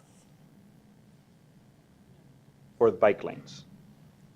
So you'll have one lane northbound, and you'll have one lane northbound for the bike lane, and then we'll have another lane for a bike lane going southbound. Why wouldn't they go on 5th?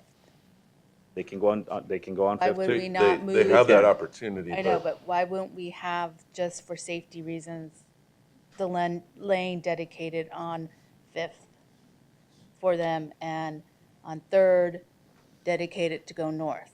Why do we need to have two? Because we're trying to emphasize 3rd Avenue as the primary corridor.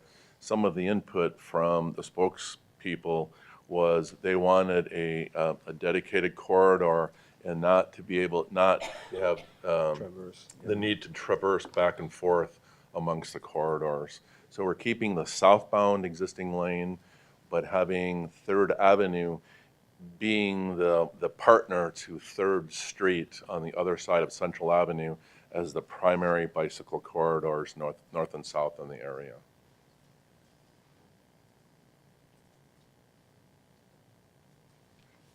So what's the difference between, what are the barriers? The curb, I heard a curb. Yeah, we would, Madam Chair and Councilwoman Pastor, we would be looking at potentially a vertical curb, like a median, if you will, like a median that would be 2 to 3 feet in width. We could look at vertical posts. So there's different elements that we haven't fully designed it. So that's what we're looking at and going to the next phase, is looking at what the design elements would be, either if it's vertical curb, is it vertical posts, things of that. Okay, so. We had initially talked about, as one of the gentlemen brought up, is a two-way cycle track on 3rd Street, or on 3rd Avenue. But we elected to go with bicycle lanes on either side of the two-way traffic. But in order to continue that northbound, you have to have a section from McDowell to Roosevelt going contraflow so they can continue their path southward. But isn't the cycle track safer and easier for bicyclists? And I think that's probably a further, I'm not a, that would be somebody I would want to talk with the spokespeople and kind of look at that, but I think, I think in specific areas, I think John brought up the area north of Thomas, near the St. Joe's. Yeah, near the hospital and all that. There's ample area to be able to do that. Here, I think we restrict a lot of access on one side of the street for future development purposes. And I think more of the safety concerns and the higher speeds are in other areas. So we elected to have a small buffer on either side for bicyclists with two-way traffic. so just me, a visual person once again, and being in some of these big cities and watching the bicycle lanes, why wouldn't we, because I think in DC has it, why wouldn't we have two bicycle lanes together, one going and one coming, instead of separating them from one side to the other? Why wouldn't we just have them two lanes going north and one going south, and then on both sides the barriers, or however it works? So, Madam Chair and Councilwoman Pastor, as we've discussed with the community, we're looking at all these, we're trying to balance, as Mark mentioned, there's access points at a lot of these blocks. Looking at bigger cities, they don't have driveways at every 50 feet or 100 feet, and so we're trying to balance on some of the traditional aspects that we have. We have bike lanes on either side, and then looking at what driveways are impacted. So we did look at a cycle track. And then we were weighing all these, balancing the aspects of access points, how are people coming out of that one side of the street with driveways. So, and we did show it I believe we showed it to the public as well as one of the options. And through that process, this came to be as being more of a paddleable, having a traditional bike lane on either side. So we did look at it and we did show it to the public. But again, it's looking at balancing all of the different aspects as we have these traditional streets, blocks that have access points at every, pretty much at every household. So that was sort of a balancing situation that we did in the analysis. So Ray, what I am hearing is, and I'm just going to do an interpretation, because what I am hearing is we did show it to the public, but we're doing the balancing act and we're trying to figure it out. I would really like to know what is the safest way of implementing these bike lanes in this area with input from the bicyclists, because they're the ones who are using the lanes, and really for me at the end of the day is safety for everybody of coming in and coming out, and what is the best way to do that. But sounds like I think we probably need to look at that. So that's just my opinion. We still have a couple cards. Marilyn Rendon.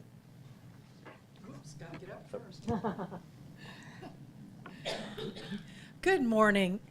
My name is Marilyn Rendon, and I'm the president of the Willow Neighborhood Association. I just want to start by saying thank you, Phoenix City Council, and thank you, City of Phoenix employees. You've done an excellent job of taking care of Willow this year, and we really appreciate it. I had some concerns at the beginning about some need that seemed to be developing for two-way streets, and so I'm really grateful that that didn't end up being part of the plan as far as Willow goes. There seemed to be some kind of an external push for it, but I could find little interest for it in the neighborhood. Our problem or our issue resulted from the Willow Conservation Plan, which was started in the 1980s. And as part of our plan, a lot of the things you're talking about are requirements, that we create a safe environment for our residents, and this would include the bicycle community. We really are interested and excited in this plan. I think there's a lot of possibilities that are coming up in the future. It's exciting and it's an opportunity. I'm I think I do need a little more education in the two-way streets south of Roosevelt. Of course, we defer to the Roosevelt Action Association. They approve this, so therefore that's how it is. I just need to know more, educate myself in order to be able to help our community better. Something that's adding to the mix right now is the addition of large apartment buildings, particularly the Muse on the corner of McDowell and Central. And when that's completed, I'm very concerned about what is going to happen in our neighborhood as far as cut-through traffic. So this will also affect what we think about the design.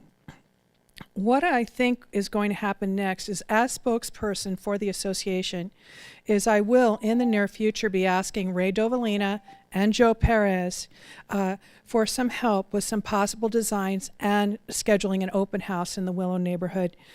Thank you very much. I appreciate your time. Thank you very much. Quinn Wilson.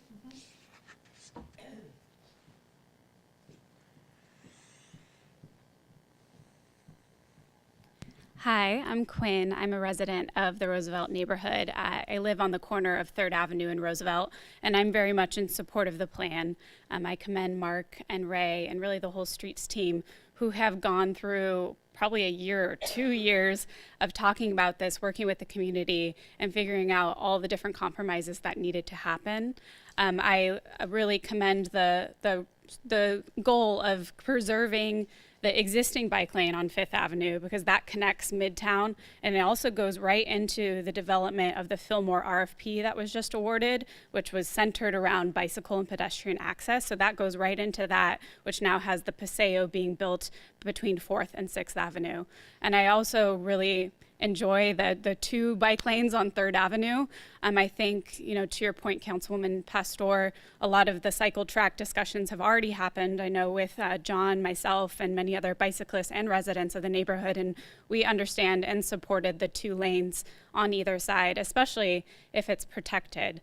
And I think that's something that, if I put my Citizens Transportation Commission hat on, we've talked a lot about protected bike lanes, and I think having that on 3rd and also on 5th, if we can, would be meeting other cities in the valley, Tempe, even Tucson in our state, and cities across the country who are moving in the direction of vertical protected bike lanes, of providing that infrastructure, that safety that encourages more people to choose to use the bicycle infrastructure that the city creates. So I would ask that we still continue to think about how we can include the protection on 3rd and 5th Avenue, and maybe even 5th Avenue, you can put the cars on the outside or the inside of the bike lanes to create a natural protected bike lane right there. So I do commend this whole project. I'm excited to see the timeline of it moving forward.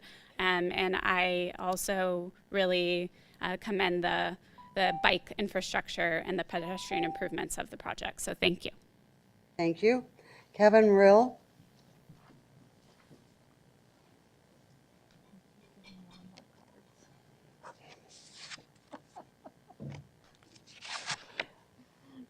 Hi. My name's Kevin Rill. We just bought a building on 15th Street and Van Buren. It's an old 1918 building. We're opening up, and we don't have a plan for it, but right yet, other than finding a cool tenant and saving the building.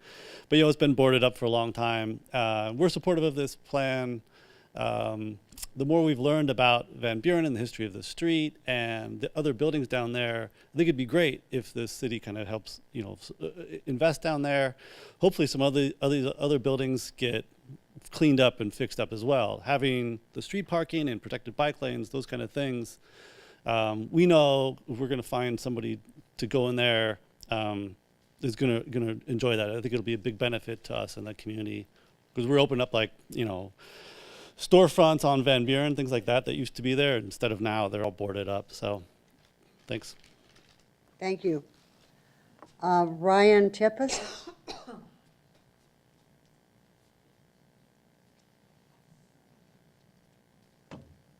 Hello, thank you for having me.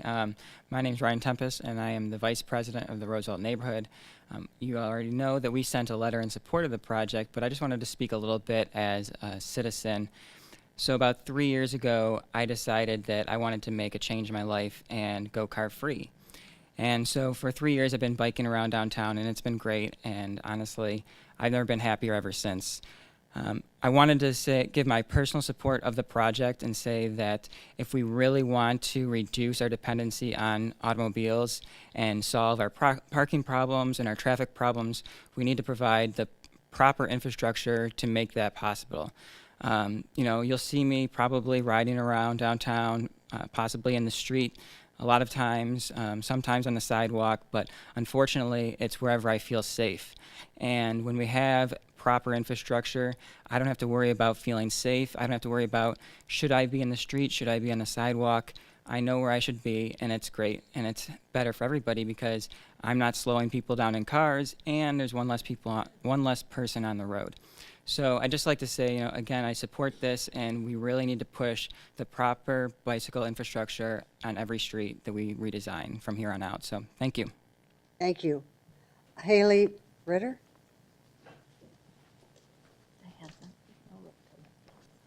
It's been a while since I've seen you guys here, and I appreciate the opportunity to come and speak again. I'm in support of this plan. As you all know, I ride my bike everywhere too, and like Ryan said, it's important to have appropriate bike infrastructure on all projects. So, way to go! Keep up the good work.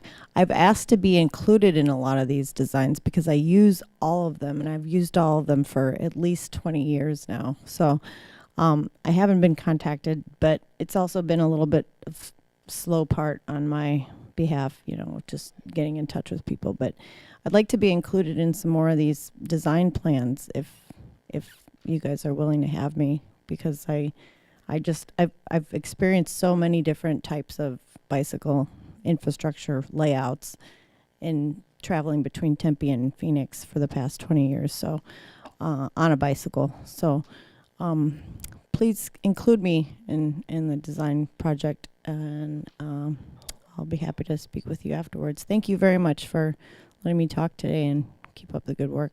Thank you.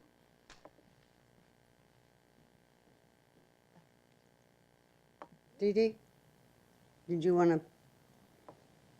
While you're coming up the podium, I have 3 cards here that are opposed to bike lanes on Missouri, which isn't on our agenda today. And what I can do is have these on the record, but it's really not appropriate for you to speak. Okay. Thank you.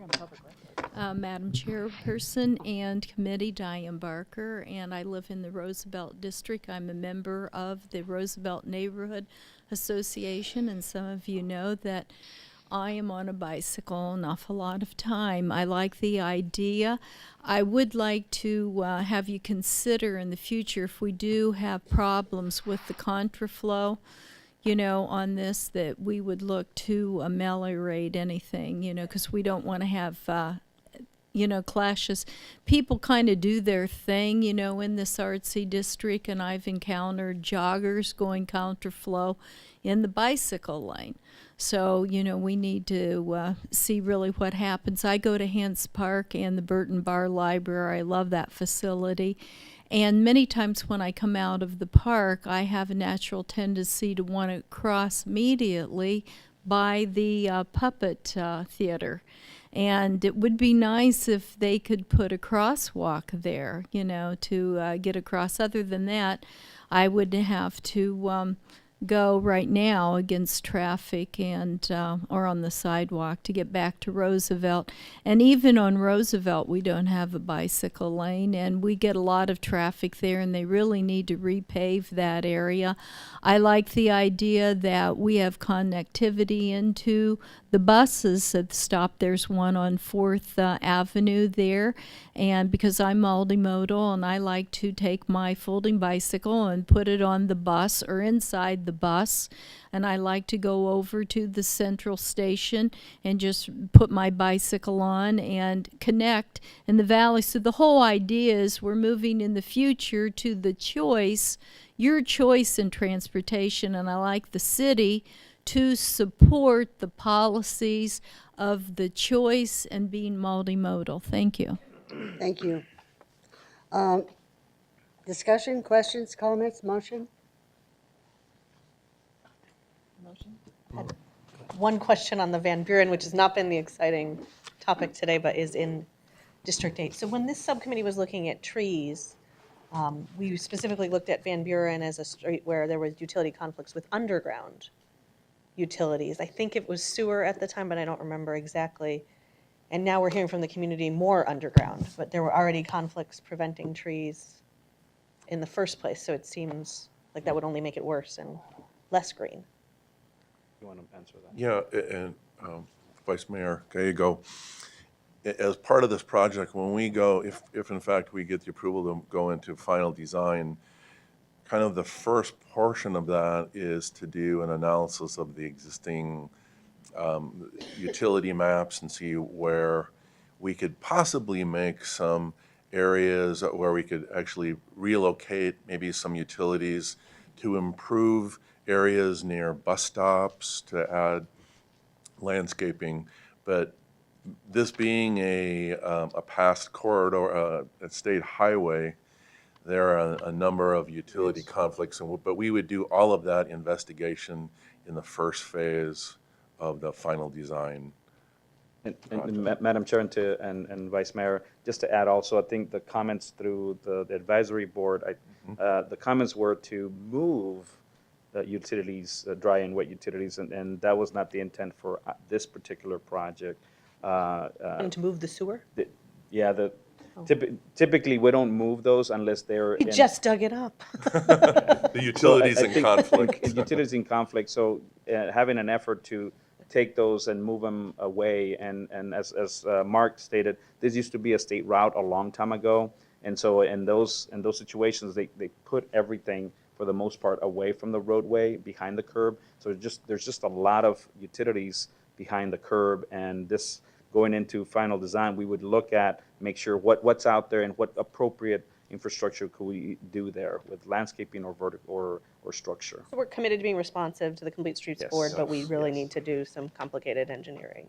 And our city engineer and I were at Central City Village last night and heard loudly and clearly from the community that they would like the streets and the water department not to keep having projects in subsequential in one year after another in the same street, Trying to so do that if better we at that. just repaired the water system on Van Buren, to go back in and move it might lose us some fans. Could we have this in two motions, please? And I just going to Van Buren, which I think I am excited about. It's a street that has captured a lot of people's imaginations. People who've been in this community for a long time have amazing memories of great things that have been accomplished on the street. And there are many great things still being accomplished, but in general, the community has higher aspirations for the street, and it's been exciting as businesses have come in, thanks to Kevin for his investment. We just had a hotel come in, and they were wanting bike share, which was new for me from a hotel, but seems to indicate that we're going in the right direction with adding bicycle infrastructure, especially when so many of the car traffic in this area really is on Washington and Jefferson. So I am very excited about the Van Buren project, and will move approval of Van Buren. Second. Okay, we have a motion and a second. I'm not going to support it at this time. I'm pretty sure it's going to pass, but I would really like you to have her bring it back after that engineering report and tell us what the results are and what the cost is going to be. So all in favor, please say aye. Aye. Opposed? Nay. Second one is the 3 and 5. I move a motion You what? for 3 and 5. You move approval? Move approval. Okay, do I have a second? Second. On this one, Ray, I think that you have to be extremely creative on signage. I am very concerned about bike riders.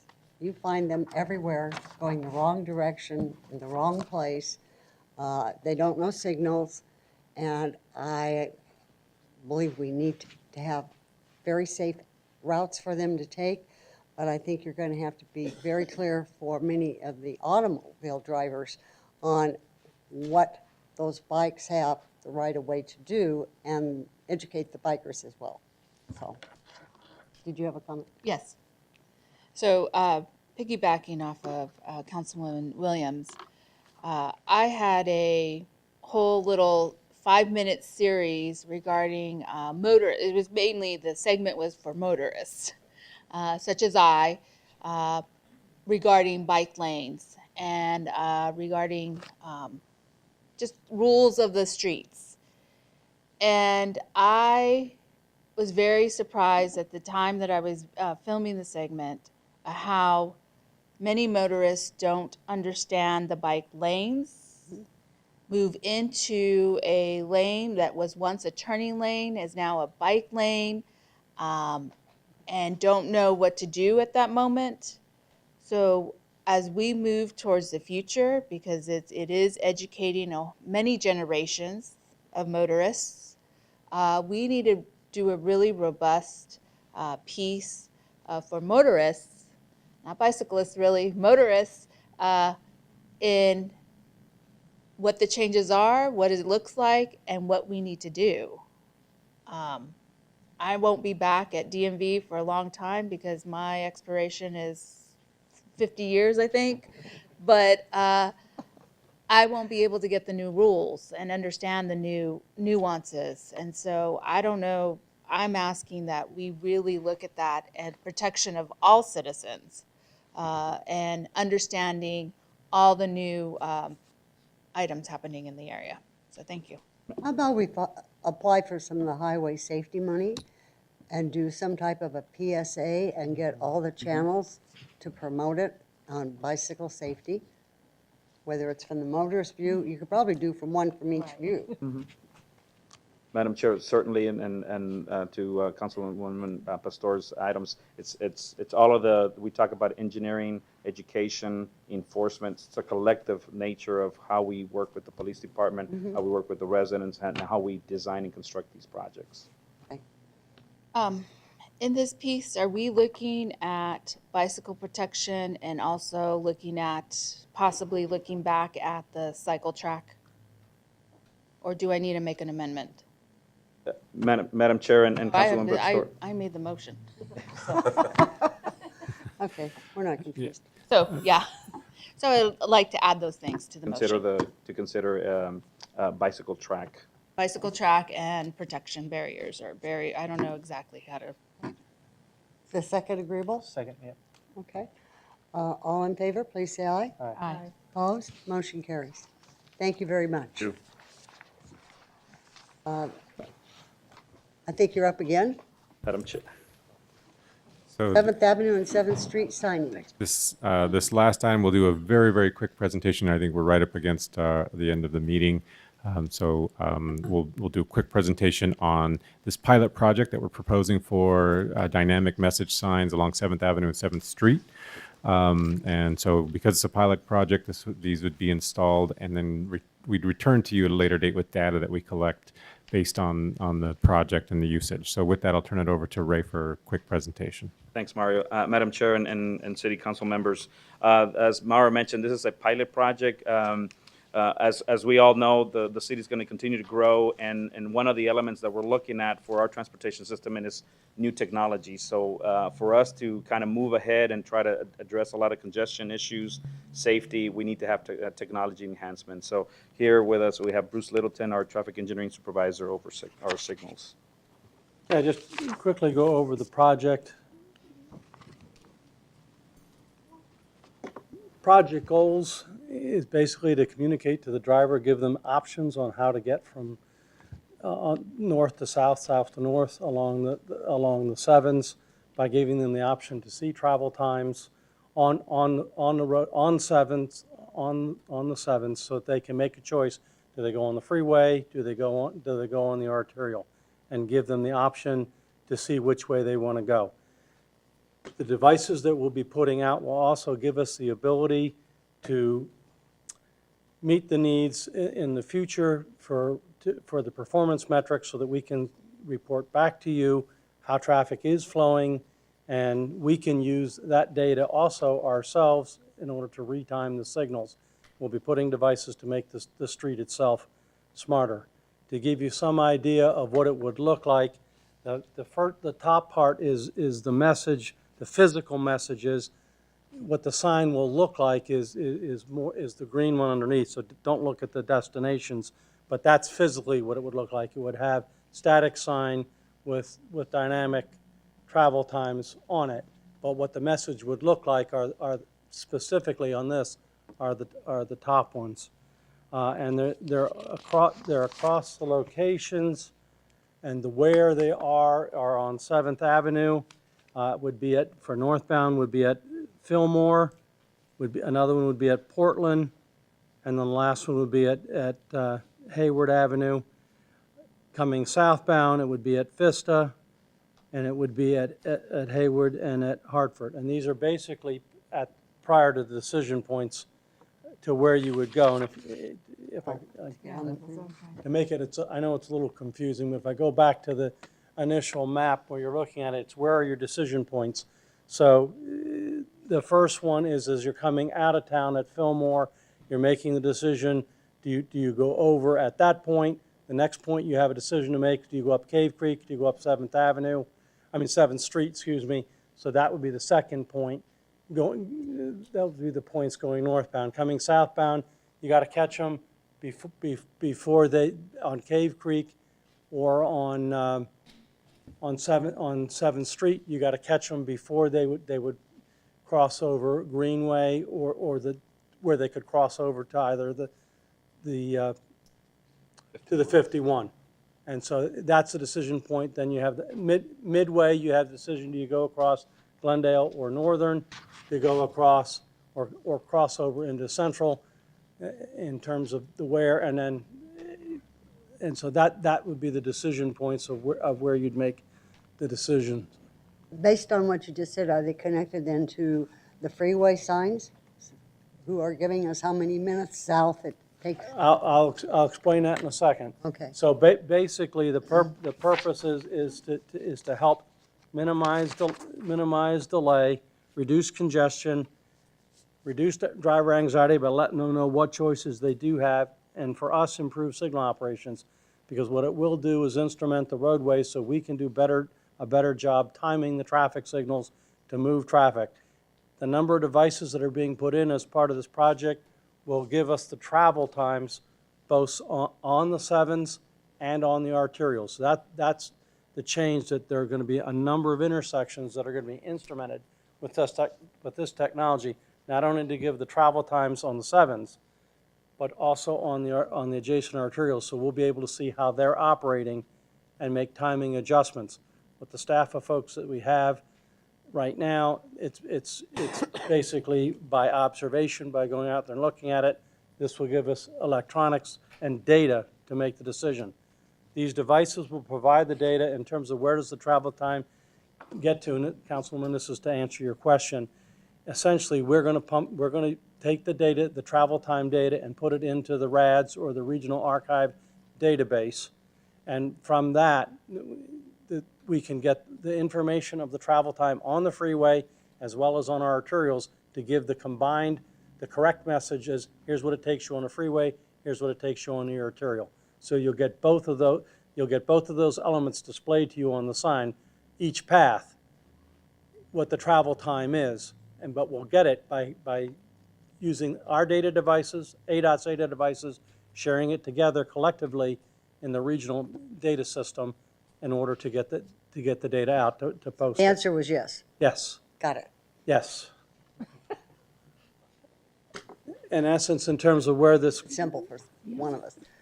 the project is mostly federally funded. There was a piece for the original design that was funded, and so the bulk of the funds is coming from a federal aid project. Very good. And so our request is for you to go ahead and to allow us to move forward with this project. This project has already been bid, and we need to go ahead and get it let and get started on it. And I just have one question. Who's going to do those clever little remarks that the freeways have? I get to get away from it because we don't have this. Oh, you don't have It's it on- only the 2 digits for the travel time. Okay. Okay, it's not the full message board, so I don't get to have to do that. Oh, okay. Any questions, comments, motion? Move approval? Second. I have a motion and a second. I agree. All in favor, please say aye. Aye. Aye. Aye. Opposed, motion carries. Thank you. Good luck. Thank you very much. Any future agenda items? We have no public cards, so. Okay. Hearing none, we're adjourned. Woohoo.